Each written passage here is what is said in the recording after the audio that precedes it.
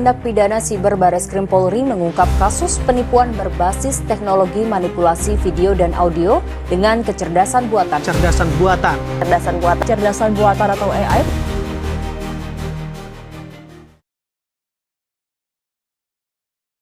Assalamualaikum warahmatullahi wabarakatuh. Selamat pagi dan salam sejahtera bagi kita semua. Perkenalkan, kami dari kelompok 4 ingin memaparkan mengenai rancangan undang-undang penyalahgunaan kecerdasan buatan. Perkenalkan, nama saya Margareta Dia Putri dengan NIM 13 123 0013. Nama saya Godia Zara Bismillah dengan NIM 13 12 2021. Nama saya Dohani Wafia dengan NIM 13 123 0033. Nanti saya biasa NIM 13 12 3005. Saya mau ada di kantor peran saya di NIM 13 12 3017. Kecerdasan buatan atau AI sudah digunakan di banyak bidang, mulai dari pelayanan publik, aplikasi sehari-hari, sampai dunia bisnis. Tapi seiring kemajuannya, muncul juga penyalahgunaan yang merugikan banyak orang. Beberapa kasus nyata sudah terjadi di Indonesia. Dan ini jadi alasan kuat kenapa kita butuh undang-undang khusus yang mengatur tentang penyalahgunaan kecerdasan buatan. Yang pertama, kasus penipuan kartu kredit dengan chatbot dan voice cloning. Di awal tahun 2025, polisi menangkap 2 pelaku yang menggunakan kecerdasan buatan untuk menipu sistem layanan pelanggan bank. Mereka membuat chatbot palsu yang menyerupai customer service, lalu menggunakan data yang dikumpulkan untuk mengakses informasi kartu kredit korban. Bahkan, suara atasan dari pihak bank dipalsukan dengan teknologi voice cloning.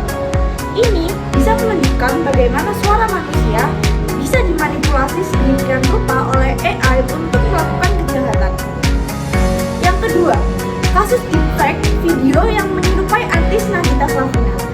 Di internet beredar video asusila dengan wajah yang sangat mirip dengan artis tersebut. Padahal itu bukan dia.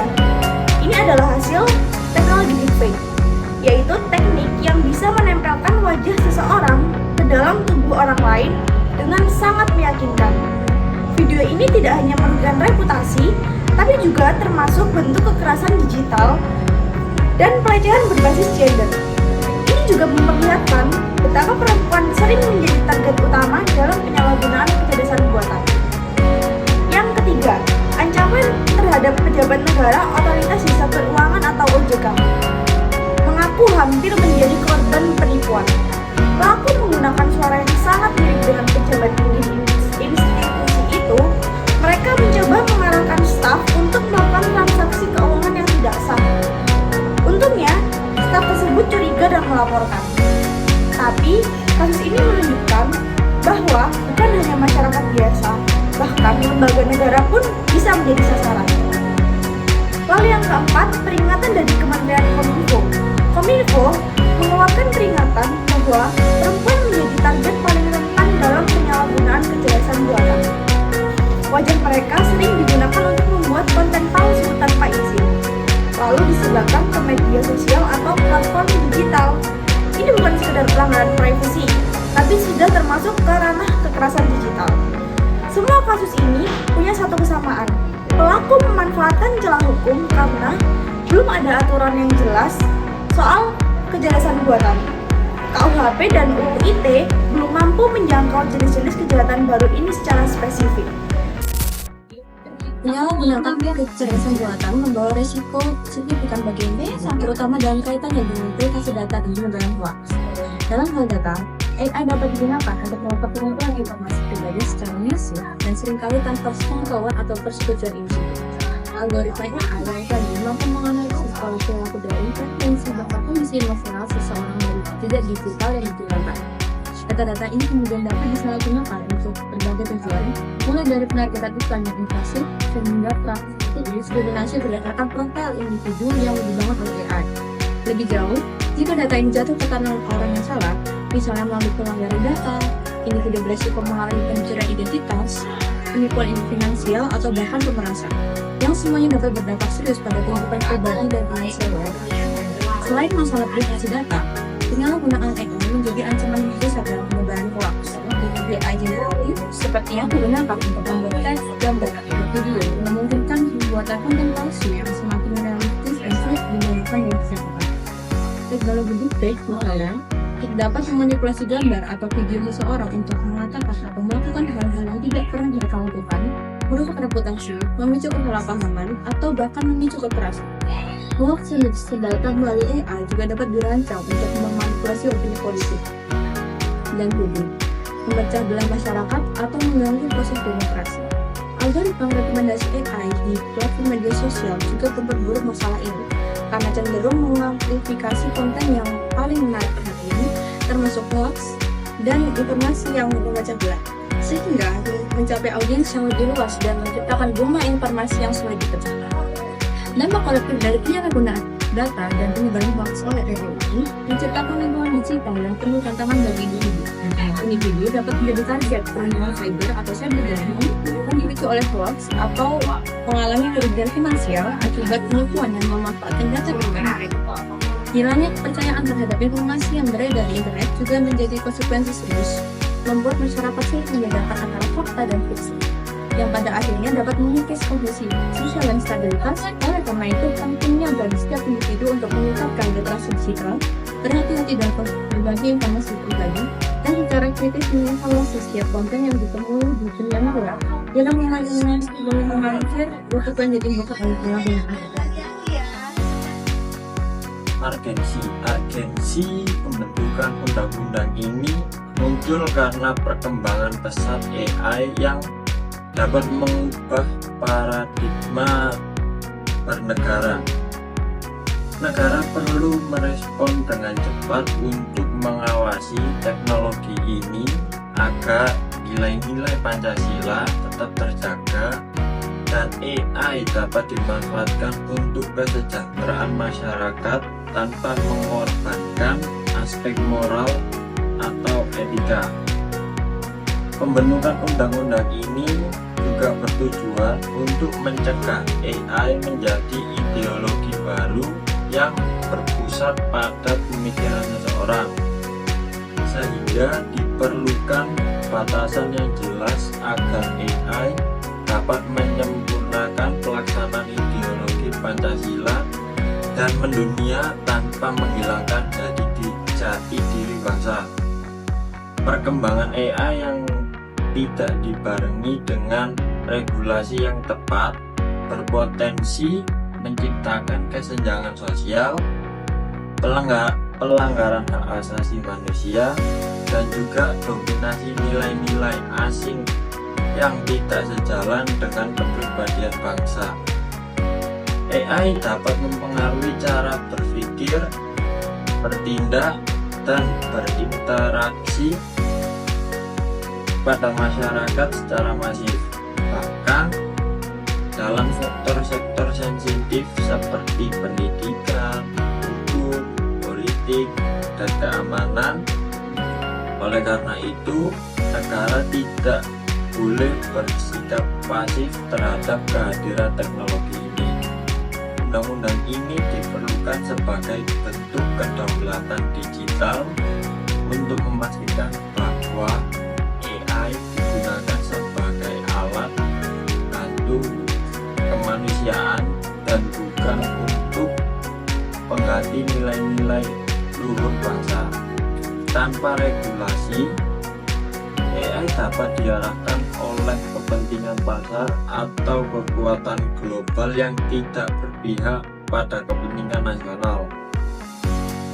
Melalui undang-undang ini, negara berperan aktif dalam membentuk arah dan etika penggunaan AI, memastikan bahwa kecerdasan buatan menjadi pelengkap peradaban Indonesia, bukan untuk ancaman terhadap identitasnya.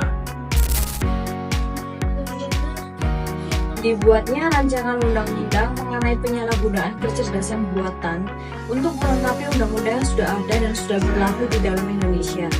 Yang pertama mengenai Undang-Undang Nomor 11 Tahun 2008 tentang Informasi dan Transaksi Elektronik atau yang dikenal UU ITE, sebagaimana telah diubah dengan Undang-Undang Nomor 19 Tahun 2016 dan Undang-Undang Nomor 1 Tahun 2012. Undang-Undang ITE sudah mengatur bagaimana kejahatan siber, penyebaran informasi bohong atau hoaks, pencemaran nama baik hingga pornografi. Namun di dalam UU ITE belum secara spesifik mengatur bagaimana penyalahgunaan kejahatan buatan digunakan untuk melakukan pelanggaran-pelanggaran tersebut. Kemudian dengan adanya rancangan undang-undang penyalahgunaan kecerdasan buatan ini dapat melengkapi UU ITE. AI bisa digunakan untuk membuat deepfake yang menipu atau merusak reputasi, seperti contoh pemalsuan identitas, gambar, maupun suara, yang menghasilkan berita palsu secara massal atau bahkan dapat menyebarkan konten ilegal. Hadirnya rancangan undang-undang kecerdasan buatan ini dapat memberikan definisi yang jelas bagaimana tentang penyalahgunaan kecerdasan buatan tersebut dalam pengembangan kecerdasan buatan yang digunakan untuk kejahatan tersebut, serta dapat menetapkan sanksi-sanksi yang relevan. Lalu yang kedua, Undang-Undang Nomor 27 Tahun 2022 tentang Perlindungan Data Pribadi atau UU PDP. Dalam UU PDP mengatur hak individu atas data pribadi mereka, kewajiban pengendali dan prosesor data, serta sanksi bagi pelanggaran.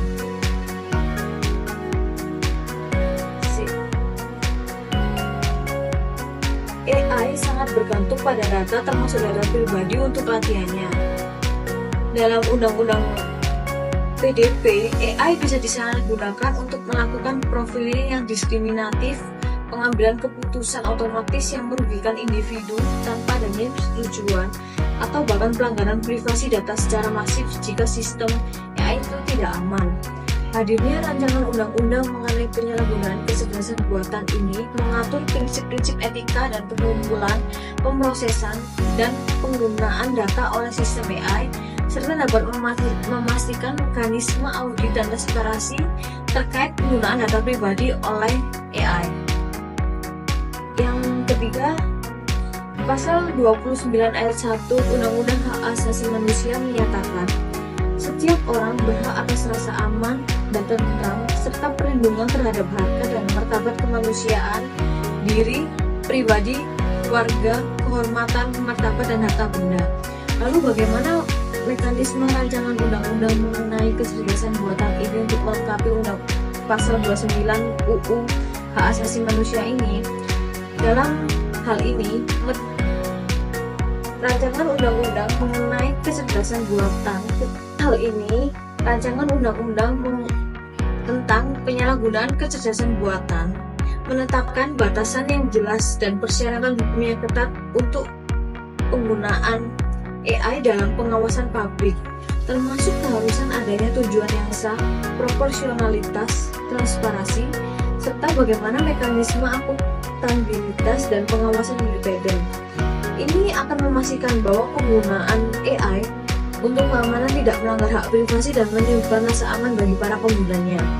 Lalu yang keempat, ada pasal 32 Undang-Undang Hak Asasi Manusia yang menyatakan setiap orang berhak untuk mengajukan permohonan dan pengaduan kepada pihak yang berwenang atas pelanggaran hak asasi manusia serta atas hak perlindungan yang efektif. Lalu bagaimana sistem kerja rancangan undang-undang mengenai penyalahgunaan kecerdasan buatan dalam pasal 32 Undang-Undang Hak Asasi Manusia ini? Dalam hal ini, rancangan undang-undang tentang penyalahgunaan kecerdasan buatan membangun mekanisme pengaduan yang jelas dan mudah diakses bagi individu yang merasa haknya dilanggar oleh keputusan atau tindakan yang didorong oleh penyalahgunaan kecerdasan buatan. Hal ini meliputi kewajiban bagi entitas yang menggunakan AI dalam pengambilan keputusan penting untuk menyediakan jalur human review atau peninjauan kembali oleh manusia dan penjelasan yang memadai tentang bagaimana keputusan AI tersebut diambil. Yang pertama ada Menteri Komunikasi dan Digital. Menteri Komunikasi dan Digital ini memiliki kewenangan dalam menyusun kebijakan nasional terkait komunikasi, informatika, dan transformasi digital, termasuk pengembangan dan pengawasan teknologi kecerdasan. Alasannya karena AI merupakan bagian dari sistem dan informasi nasional, maka pengaturannya secara logis berada dalam kewenangan kementerian ini.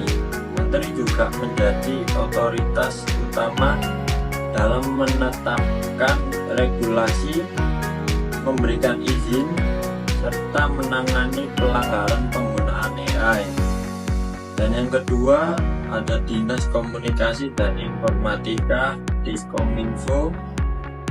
Diskominfo itu perpanjangan tangan pemerintah pusat di tingkat daerah yang bertanggung jawab atas pengawasan dan pelaksanaan kebijakan komunikasi, informasi, dan keamanan data.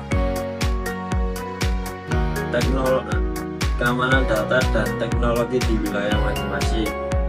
Alasan kenapa Diskominfo memiliki peran yang sangat penting dalam pengawasan implementasi dan penyalahgunaan AI ini, mereka menjadi ujung tombak dalam penerapan peraturan edukasi publik serta penanganan pelanggaran di daerah. Dan yang ketiga ada perusahaan. Perusahaan di sini merujuk pada badan usaha yang bergerak di bidang teknologi digital atau bisnis yang menggunakan sistem AI dalam operasionalnya. Alasannya, perusahaan itu adalah pihak yang paling banyak mengembangkan dan menggunakan AI, baik dalam bentuk produk, layanan, maupun proses internal. Karena itu mereka harus diatur agar tidak menyalahgunakan AI untuk kepentingan yang merugikan masyarakat seperti manipulasi data, diskriminasi, atau pelanggaran privasi. Selanjutnya, tujuan rancangan undang-undang untuk kepastian hukum. Di tengah cepatnya perkembangan zaman, teknologi terus menciptakan perubahan besar dalam kehidupan.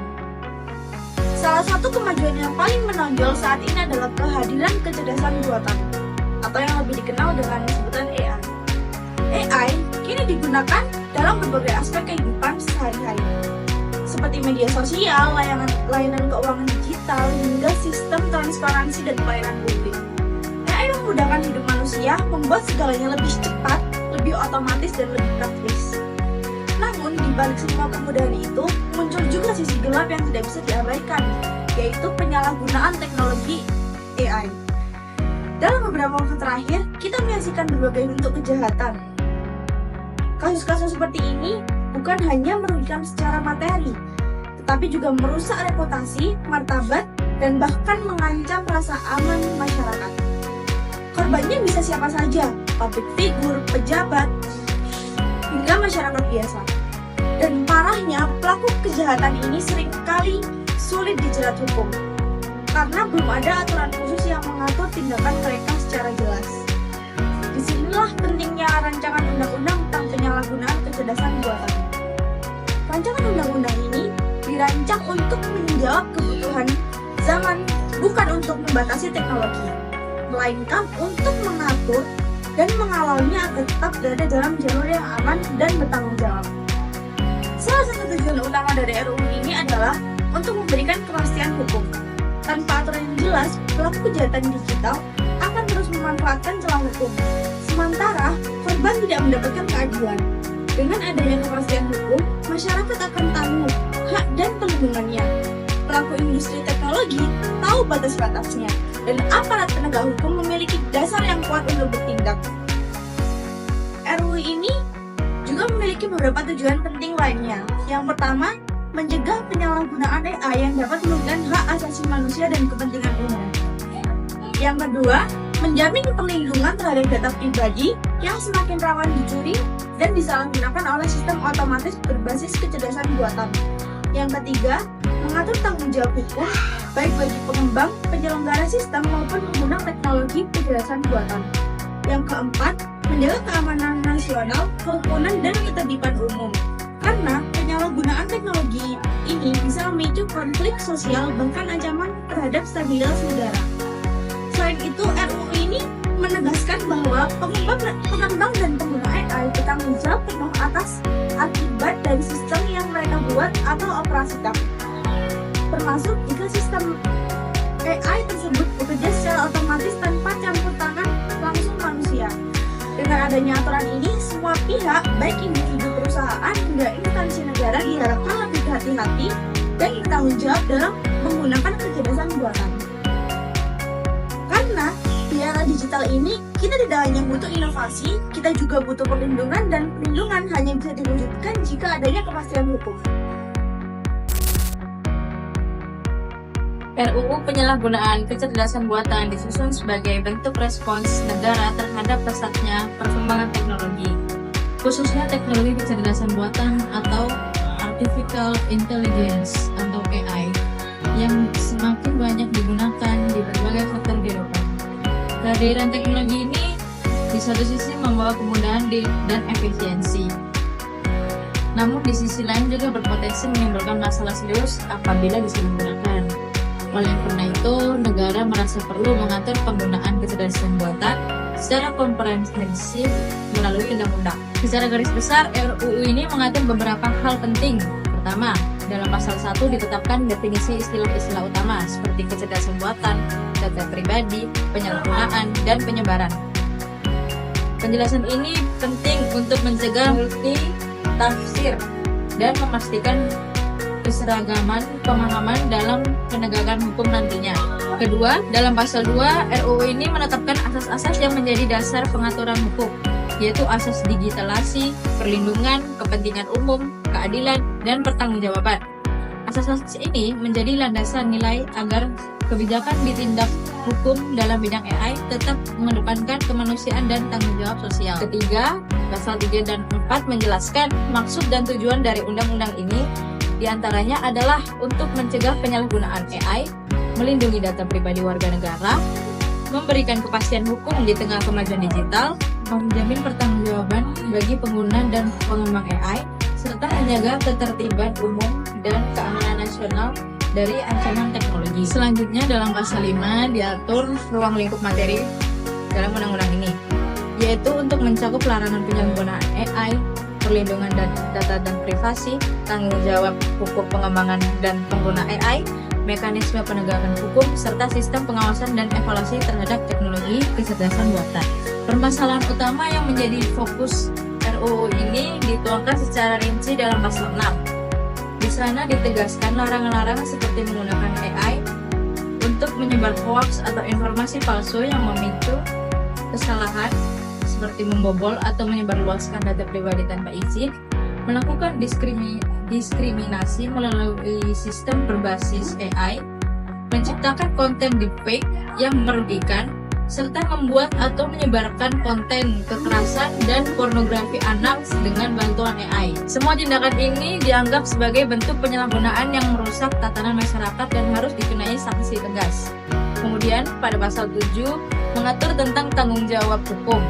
Setiap individu, badan hukum, atau entitas yang mengembangkan, mengoperasikan, atau menggunakan AI bertanggung jawab atas akibat dari penyalahgunaan teknologi tersebut. Mereka wajib mengganti kerugian, memperbaiki sistem bermasalah, melaporkan insiden, dan dalam waktu maksimal 7 hari kerja. Bahkan apabila AI bertindak secara otomatis tanpa campur tangan manusia, tanggung jawab hukum tetap melekat pada pihak pengembang atau operator. Ini menunjukkan bahwa pengaturan ini tidak memberikan ruang bagi pihak manapun untuk lepas dari tanggung jawab. Lalu, apa alasan utama RUU ini disusun? Alasannya jelas, saat ini belum ada aturan khusus yang mengatur penyalahgunaan AI secara menyeluruh di Indonesia. Padahal risiko penyalahgunaan semakin besar, mulai dari penyebaran informasi bohong, manipulasi opini publik, pencurian data pribadi, hingga penciptaan konten ilegal yang bisa membahayakan anak-anak maupun kelompok rentan. Selain itu, banyak sistem AI yang digunakan tanpa pengawasan atau etika, sehingga dapat memperkuat diskriminasi atau ketidakadilan sosial. Jika hal ini tidak diatur, maka negara dan masyarakat bisa menjadi korban dari teknologi yang seharusnya memberikan manfaatnya. Terakhir, oleh karena itu, melalui RUU, negara hadir untuk mengatur, mengawasi, dan memberi batasan yang jelas terhadap penggunaan kecerdasan buatan. Harapannya dalam teknologi dapat terus berkembang, namun tetap berada dalam koridor hukum dan etika. Inilah wujud perlindungan hukum terhadap masyarakat sekaligus upaya menjaga keamanan dan keutuhan negara di era digital. Dalam rancangan undang-undang mengenai penyalahgunaan kecerdasan buatan, dirumuskan 2 jenis sanksi yang dapat dikenakan kepada pihak-pihak yang melakukan pelanggaran, yaitu sanksi administratif dan juga sanksi pidana. Sanksi ini bertujuan untuk memberikan efek jerah serta memastikan pula teknologi kecerdasan buatan dilakukan secara bertanggung jawab. Sanksi administratif diberikan oleh Menteri Komunikasi dan Digital kepada individu, badan hukum atau entitas yang tidak memenuhi kewajiban pertanggungjawaban hukum atas dampak negatif yang ditimbulkan akibat penyalahgunaan kecerdasan buatan. Lalu lalai dalam mengawasi dan mengendalikan sistem kecerdasan buatan yang digunakan. Untuk bentuk sanksi administratif yang dapat dikenakan meliputi yang pertama, teguran tertulis sebagai bentuk peringatan awal atas pelanggaran yang dilakukan. Lalu yang kedua, denda administratif dengan nilai maksimal hingga 2 miliar rupiah. Yang ketiga, penghentian sementara kegiatan sistem kecerdasan buatan untuk mencegah kerugian yang lebih lanjut. Lalu yang keempat, adanya pencabutan izin usaha atau izin operasional yang jika pelanggaran terbukti membahayakan publik atau melanggar etika secara serius. Yang kelima, penghapusan atau pemblokiran sistem atau perangkat lunak kecerdasan buatan, terutama jika teknologi yang digunakan terbukti berbahaya atau digunakan untuk tujuan yang ilegal. Kemudian penjelasan mengenai sanksi pidana. Selain sanksi administratif, rancangan undang-undang ini juga mengatur mengenai pemberian sanksi pidana untuk pelanggaran yang tergolong berat atau disengaja. Yang pertama, penyalahgunaan kecerdasan buatan yang dilakukan secara sengaja, yang dimana setiap orang yang dengan sengaja menyalahgunakan kecerdasan buatan seperti memanipulasi data atau merugikan pihak lain secara sistematis dapat dikenakan pidana penjara paling lama 6 tahun atau denda paling banyak 2 miliar rupiah. Yang kedua, jika penyalahgunaan kecerdasan buatan menyebabkan penyebaran pribadi tanpa izin, penyebaran data pribadi tanpa izin, membuat dan menyebarkan konten palsu, atau menimbulkan keresahan dan gangguan keamanan publik, maka pelaku dapat dikenakan pidana penjara paling lama 8 tahun atau denda maksimal 5 miliar rupiah. Yang ketiga, dalam kasus-kasus berat seperti yang dapat menyebabkan kematian, menimbulkan gangguan kejiwaan, menyebabkan kerugian negara, merusak sistem strategis nasional, maka pelaku dapat dikenai pidana penjara paling lama 12 tahun atau denda maksimal 10 miliar rupiah. Dalam merancang sanksi pada rancangan undang-undang penyalahgunaan kecerdasan buatan ini, penyusunan mengacu pada beberapa undang-undang yang sudah berlaku di Indonesia sebagai bentuk harmonisasi dan penguatan hukum digital. Yang pertama ada Undang-Undang Informasi dan Transaksi Elektronik atau dikenal dengan UU ITE. Dalam UU ITE memang belum mengatur secara khusus penyalahgunaan kecerdasan buatan, tetapi mengatur sanksi atas akses legal ke dalam sistem elektronik. Dalam hal ini, pelaku dapat dipidana hingga 8 tahun penjara atau denda hingga 800 juta. Apabila pelaku menimbulkan banyak kerugian, maka dendanya bisa naik sampai 1 miliar rupiah. Yang kedua ada Undang-Undang Perlindungan Data Pribadi atau UU PDP. Dalam UU PDP ini, pelanggaran terhadap perlindungan data pribadi dikenai sanksi administratif berupa teguran tertulis, kemudian denda administratif hingga 2% dari pendapatan tahunan. Yang ketiga ada penghapusan data, lalu kemudian kewajiban ganti rugi pada pihak yang dirugikan. Untuk pelanggaran serius seperti menggunakan data pribadi tanpa izin, maka pelaku diancam pidana penjara hingga 6 tahun atau denda hingga 6 miliar rupiah. Dengan adanya pengaturan sanksi dalam rancangan undang-undang penyalahgunaan kecerdasan buatan ini, diharapkan dapat menciptakan iklim penggunaan kecerdasan buatan yang bertanggung jawab, melindungi masyarakat dari potensi penyalahgunaan teknologi, serta memperkuat landasan hukum di Indonesia dalam menghadapi perkembangan digital yang global. Rancangan undang-undang penyalahgunaan kecerdasan buatan ini diharapkan menjadi pelengkap dari regulasi yang sudah ada seperti UU ITE dan UU PDP, sehingga Indonesia siap menghadapi tantangan di era kecerdasan buatan secara yang menyeluruh.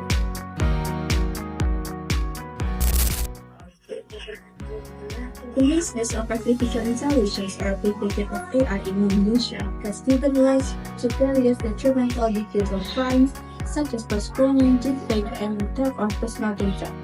The impact is not only economically damaging, and also introduce your reputation and human dignity, especially women who are vulnerable to becoming victims.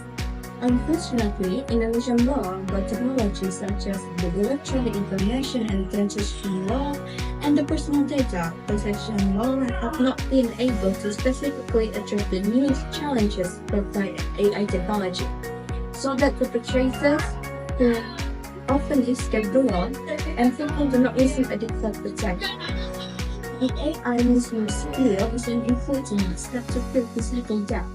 These rules offers a clear and comprehensive legal basis, starting to the definition and to the principle to accountability and supervision mechanisms. The goal is not to hinder technological progress, but to ensure that its use remains ethical, safe, and fluid. Public support for the ratification of this bill is key because protection in the digital era is a shared responsibility between the state and society. It is very important to create this law because technology is developing rapidly throughout the world. It is important to address issues regarding AI in happiness. Sekian pemaparan perancangan undang-undang tentang penyalahgunaan kecerdasan buatan dari kelompok kami. Mohon dukungan dan partisipasinya terhadap perancang undang-undang kami dapat terlaksanakan dengan baik untuk perlindungan hukum atas perkembangan teknologi kecerdasan buatan. Untuk lebih lengkap, bisa mengunduh rancangan undang-undang kami melalui link di bawah ini. Sekian pemaparan rancangan undang-undang tentang penyalahgunaan kecerdasan buatan dari kelompok kami. Mohon maaf bila ada salah kata. Wassalamualaikum warahmatullahi wabarakatuh.